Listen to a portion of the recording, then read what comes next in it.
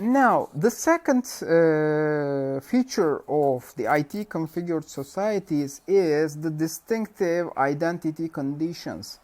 There is a very nice saying here on the internet: nobody knows you're a dog. No one knows you're a dog on the internet. But be careful, this is not anonymity, but anonymity and distinctive identity conditions is different. They don't know that you're a dog, but there is someone here. It's not anonymity. You can be anonymous if you try hard. Suppose that you don't take any devices with you, smart devices with you, not your phone or something. They cannot trace you. You go by an old-fashioned car lots of miles away and then stop at a grocery store and buy a drink with cash, for example. That's anonymity. Assuming that on the road you do not get tracked by the cameras, for example, located on the roads. Okay, you assume many things here. This is called anonymity. In fact, what we have here is having distinctive identity conditions on the internet, not anonymity. We are someone, but not anonymous. And this degree of anonymity is about linking information, like when you use your credit card, what you do here is linked with you. When you surf on the web, when you type some words for searching, for example, again they are linked to you. This is the idea. The degree of anonymity is about degree of linking information. When it increases, so you cannot say that you're anonymous anymore. For example, it is done for voting as well. Normally voting in traditional way makes you anonymous because it removes the links between you and your vote. However, electronic voting is keeping that link, but now you worry about not being counted. Okay, in traditional way you also worry about not being counted as well, but they both pose some risk. We will talk about electronic voting more in the next chapters as well. And what are the distinctive identity elements here that results in distinctive identity conditions? We mediate through a vast system, and be careful, we're leaving traces in those information technology platforms. Whatever we do on the internet, we leave some traces about it. And it is becoming because of the range of the identity conditions available. I can be anyone I like on the internet, because you cannot know who is behind the screen. Like if you're a dog, they will not know that you're a dog on the internet. That's the idea. And if you want to track this gathered data here, if you track this, it is more look like a watching machine activity, because there is a gap between the machine and human. Who did that in fact? Even if it's coming from this computer, you cannot be sure whether this dog did it or the owner of this computer did it. You can never be sure about who's behind the screen. So it is more like watching machine activity. That's the idea. And this results in those distinctive identity conditions results in breaking trust on the internet in many ways, resulting in identity thefts. Millions of identity thefts by 2018, for example, and many of them were computer related. Most of the popular one is phishing attack, that they imitate the website or the platform you're trying to access and steal your credentials. Stereotypical victim is what you're expecting here: an elder person who is not a computer savvy, but not like this.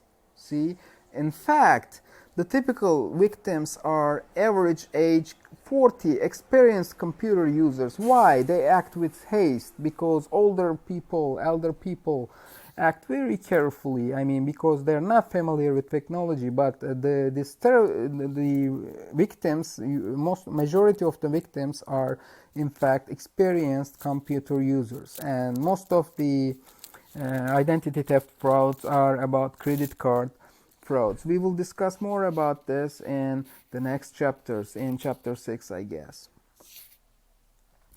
And there are also chat room and social media predators. Like we're not talking about only trolls here. We're just talking about dangerous people here. It is similar to instant messaging. These platforms, like whatever you use on Facebook and Instagram, it replaced telephone for youth. They're not using it anymore, and the especially young people are using social media for interaction, and there are lots of dangerous people lurking in these platforms with the help of those distinctive identity conditions. There can be a very dangerous person here behind the screen. That's the idea. And cyberbullying is sharply also, unfortunately, uprising, especially between teenagers, as you can maybe feel this in the, your popular platforms that you use. You also witness this maybe. This is a remarkable historic case. Ghislaine Reza, he was a high school student who was named the Star Wars Kid because of his he took himself into camera, like he recorded himself, and it eventually spread to world. Which you can watch this video. I don't think it's something funny at all, but people found it quite, funny, and started cyberbullying him, resulting he dropped out of school, and he go into immense therapy sessions to fix his psychology. And by 2003 the family lawsuit for $250,000 ended in settlement, who uploaded these videos without his consent, but the damage was done. There were 900 million views by 2006 on a media sharing platform, but he was hurt badly. He's a law student now, and when I checked last time, he was trying to study law, but I don't know what happened later. You can read his story and watch the video on the internet if you like, but by using those keywords here, like the Star Wars Kid and Ghislaine Reza, if you like. But I don't even find anything to bully here. Like what they do here today for cyberbullying is much more hurting. I'm sure you witnessed that. And these are some serious events, again taken from the newspapers and media. This happened in MySpace. There are many platforms for youth to socialize and meet new people, make friends. 14-year-old girl, Megan Mayer, met a 16-year-old guy on MySpace, and they started flirting, and everything went nice. But then I think these things became wrong, and then there will be lots of bad words directed to this poor girl, and in the end, the other, let's say, friends of the guy also joined the, this type of cyber harassing on the internet, resulting in unfortunately her suicide, because young people do care about such things, especially the females are more vulnerable in this case, we will see, resulting in a suicide. And cyberbullying is really hurting, just like real bullying. We will see. It's again another just a newspaper just another case I took from internet. There are lots and lots of cases. If you make a search on Google, you will come along with many sources here. Rebecca Sedwick was a victim of her own friend group, like a group of girls ganged on him, not about love or something. They just, rejected her, and they just made fun of her. That's it. They grouped and victimized her. In the end, resulting in her suicide as well. How has they been covered? Because then they just analyzed his social media account, messagings, and WhatsApp, let's say, records, and then they reach this conclusion. Otherwise, she was a normal girl and never expected to commit suicide. That's why. This is research done by DoSomething.org about cyberbullying. This is a platform for fighting cyberbullying. You can see some interesting findings about this research. I just marked some of the most interesting ones. 81% of young people think that bullying online is easier to get away than bullying in person. Normally you won't do this bullying to that person in real, but on the internet you got braver. Okay, nothing would happen to me, let's go and bully her or something. That's why it's a significant amount thinks that nothing will happen to me on the internet. Okay, and only 1 in 10 victims will inform a parent or trusted adult about their abuse. Kids don't want to talk about this. They're just, hiding it, or they don't want to communicate about this. It's again another problem.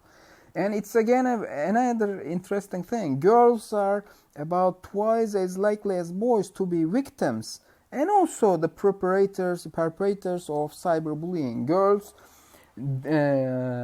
are victims of cyberbullying more, but they also commit cyberbullying more, which is quite interesting. And bullying victims are 2 to 9 times more likely to consider committing suicide, which is quite dangerous for the youth.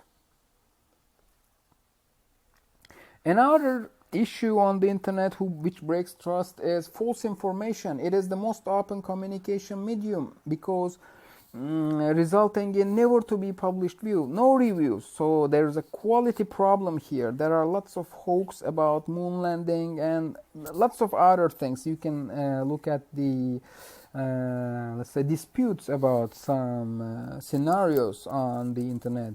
Traditional review publishing has a review mechanism at all, but this digital on the publishing on the internet does not have such a review mechanism. There are several methods for this. For example, Google has billions of pages, and PageRank mechanism is used to get through the rubbish to make you meet the most valuable or real information. They link votes by weight and rank them by quality to make you access to quality results. This is a significant example. By March 2009, Maurice Jarre, a famous French composer, died, and he said this before his death, a very nice thing in Wikipedia. And then, when this has been written in Wikipedia, this has been also made it into news to Guardian, London Independent, BBC Music Magazine, Indian and Australian newspapers as well. They're just copied from there because he said something really nice here about music just before his death. But then it has been found out that who wrote this text or who wrote this quote is just as a final year undergrad student, Shane Fitzgerald, who studies sociology and economics at University of College of Dublin. He didn't say this, this composer. This was just this student's comments, and he made it to news because, there is no pre-publication review mechanism here on the internet. Let's take a look at the PageRank mechanism that Google uses here. Before it was just internet just was an immense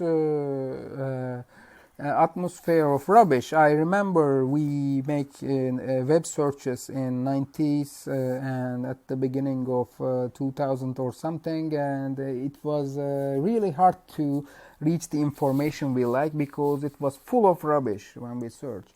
How does he do that? How does they do that? There are lots of active websites on the internet. I think it can be even more than that now, And getting a good spot on Google's search engine results page could mean a huge boost in the number of visitors in your market, because they dominate the market share here by 92% here, where Yahoo has 2% and Bing has 2% as well. So you see that Google dominates this web search market. Intelligent spiders and scrollers are used for this. They can determine the difference between pages with actual contents and pages that only redirect, and keywords are used here, relied on here with the titles, headings, and you need to put them properly to get listed. But overusing can also be disruptive with the help of these mechanisms. Google's success relies on its PageRank system. Otherwise, there were lots of different web search engines. In fact, it was a PhD thesis of Lawrence Page. As you see here, there's a patent on it, and the PageRank algorithm was done by Sergey Brin and Larry Page, I guess. You can read about their story on the internet. So they give ranks to core and score to every website, every result found here, and number of pages targeting that page increases, like act as votes that makes a website more valuable. That's the idea. However, not all votes are equal. If a more ranked website is citing yours or linking to yours, it means that you will get a more or weighted higher rank in that time. And the more links you give out, a web page sends out, the effects of its votes goes down. It means that if you direct people out of your web page, you will be lowering your score. And this is also another concern, how long the site is operating. It's called getting out of the sandbox, like gets 3 to 4 years. And strength of the domain name, you shouldn't put some silly names for domain names as well. This is how they rank the results. Some people claim that human experts are behind those rankings, but it has always been denied by Google authorities that their algorithm is only doing